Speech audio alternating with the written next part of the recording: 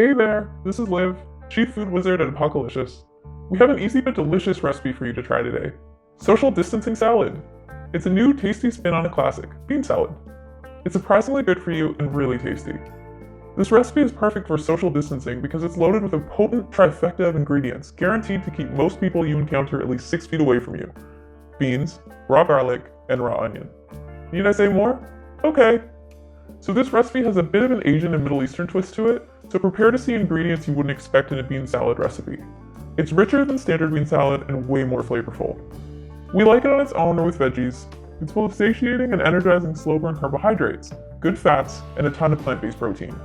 Pretty much anyone can dig into it because it's free of major allergens, is gluten-free, vegan, grain-free, and made entirely with pantry items and familiar condiments. I know you're gonna love it.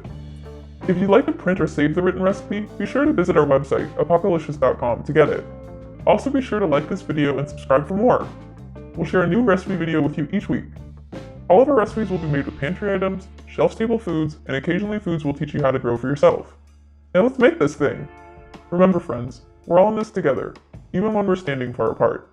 Stay healthy, stay safe, stay frosty. Okay, let's talk ingredients. We used a few different kinds of beans, including red kidney beans,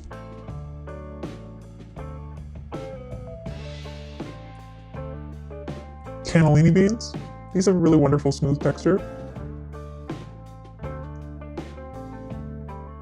And canned chickpeas, which we rinsed and drained.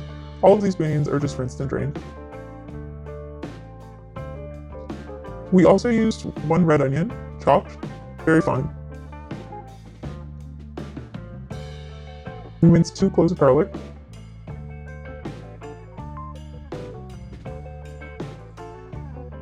For condiments, we used apple cider vinegar, about 1/4 cup. Extra virgin olive oil, also about 1/4 cup. A few tablespoons of tahini.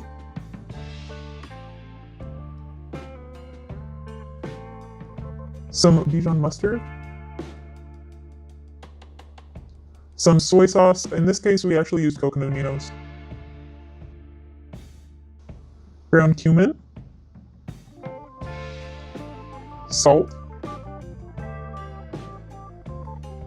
And freshly ground black pepper. I also like to throw in a little bit of hot sauce at the end. Okay, so it's time to put it all together. This couldn't be simpler. Start by pouring your apple cider vinegar into a mixing bowl. Then you want to add in your olive oil. And when I say add, I mean drizzle it in really slowly while whisking. Now, after the olive oil is completely incorporated, you want to keep whisking this mixture. I whisked it really vigorously for about a minute. Basically what you're looking for here is for it to emulsify, so it should go from looking like a separated mixture to a more cohesive mixture that everything just looks sort of cloudy and thick. A pale yellow is the way I would describe it. And yeah, basically just agitate as much as possible until it gets this sort of like foamy smoothness. Next, we're going to add in just the tahini, which is ground sesame paste if you're unfamiliar with tahini. You can get it like a nut butter in a jar from a health food store or convenience store. But yeah, just add it right in there. It's sticky, so you really have to scrape it out.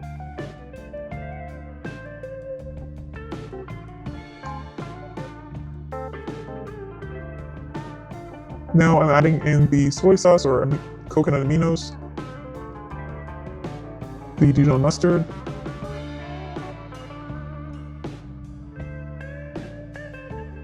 I'm going to add in a generous helping of ground cumin. So I would say this is probably about a tablespoon or less, maybe 2 teaspoons. And then I'm going to add in a few cranks of salt. I did about 4 cranks of salt. And I did about twice as many cranks of pepper, so about 8 to 10.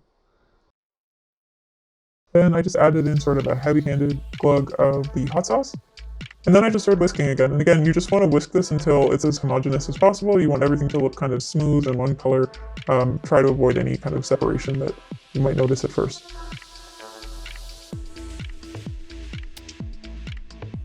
Whisking is a pretty good arm workout if you're stuck at home.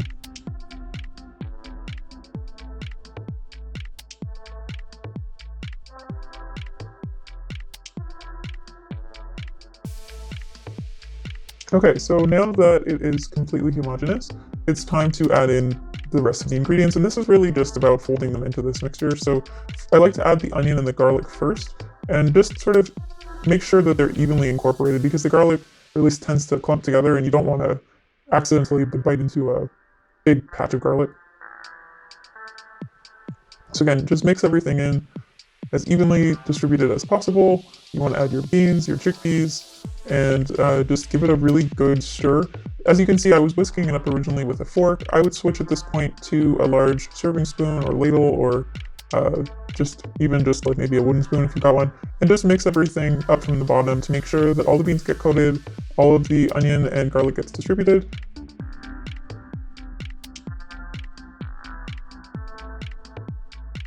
And that's pretty much it. So now it's time to plate it. Grab a bowl, give it another stir, especially if you've been storing this in the fridge. Make sure to stir it up, because all that delicious liquid is going to go to the bottom of the bowl really quick.